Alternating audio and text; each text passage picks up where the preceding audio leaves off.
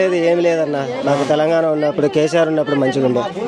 అసలు ఇళ్ళ జోలికి రాలేదు, కరెంటు తీయలేదు, ఏం చేయలేదు, అసలు మమ్మల్ని ఏమీ అనలేదు. రేవంత్ రెడ్డి వచ్చినాక ఇది మొత్తం స్టార్ట్ అయిందన్న.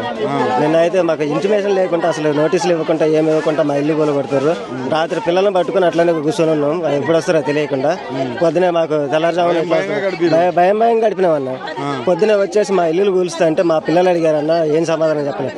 ఇల్లు ఎందుకు కూరుస్తున్నారు డాడీ అమ్మ అనేసి అడిగితే అసలు మా కంట్లో నీళ్ళు చొక్కలు రాలి ఏం చేస్తాం వాళ్ళని పట్టుకుని వాళ్ళు కూర్చొని పొద్దాక అన్నం లేదు ఇల్లు గోలు కొట్టిన దాకా. నైట్ మధ్యాహ్నం 2-3 గంటల అప్పుడు పోయి టిఫిన్ తెచ్చుకొని పిల్లలకి అన్నం పెట్టేసి ఇంకా బతుకు జీవుడు అనుకుంటా ఆడనే కూర్చొని ఉన్నాము.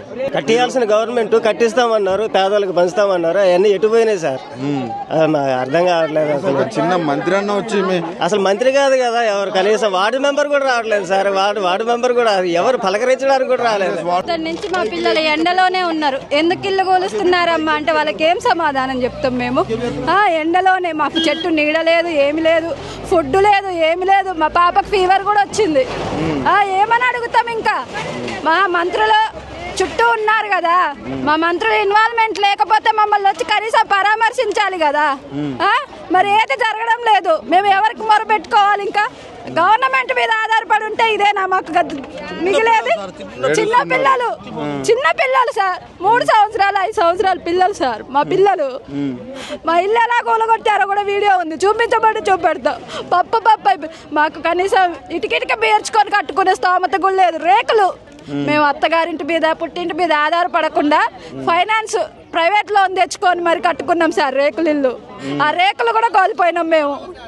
ఇప్పుకుంటాం, ఒక రోజు టైం అన్ని ఇవ్వండి అన్నాం. ఆ రేకులు కూడా ఇప్పుకోవడానికి మాకు ఛాన్స్ ఇవ్వలేదు. అడుగుతున్నా కూడా ఛాన్స్ ఇవ్వలేదు.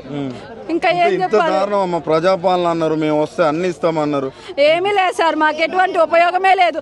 ఇది వినోబా నవోదయ కాలనీ మా ఊరి పేరే వెలుగులోకి రాలేదు.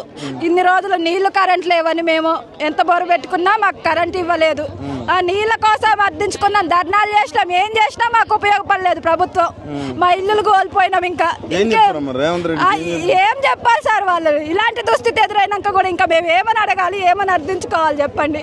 వాళ్ళకి అనేది మానవత్వం ఉంటే వాళ్ళు ఇప్పుడు వచ్చి మా ముందు నిలబడాలి, మాకు న్యాయం చెయ్యాలి. చెయ్యాలా వద్దా చెప్పండి? చెయ్యాలి. మరి వాళ్ళు ఎవరు పట్టించుకోవట్లేదు. ఎవరిని అడగాలి మేము? ఏ మాట సహాయం లేదు, ప్రెస్ ద్వారా లేదు. వాళ్ళు ఎవరి ద్వారా అయినా వాళ్ళ కింద పనిచేసేటటువంటి అధికారులతో ఏం చెప్తున్నారా? మీకు సరే అమ్మా ఇక్కడ కోల్పోయారు, మీకు ఇంకో చోటైనా మంచి ఇళ్ళని చూపెడతామని ఏదైనా భరోసా ఇస్తున్నారా? లేదు. ఇందిరమ్మ రాజ్యం, ఇందిరమ్మ ఇల్లు, ఇందిరమ్మ ఇల్లు లేదు. మా 100 గజాల గుడిసెను కూల్పేశారు.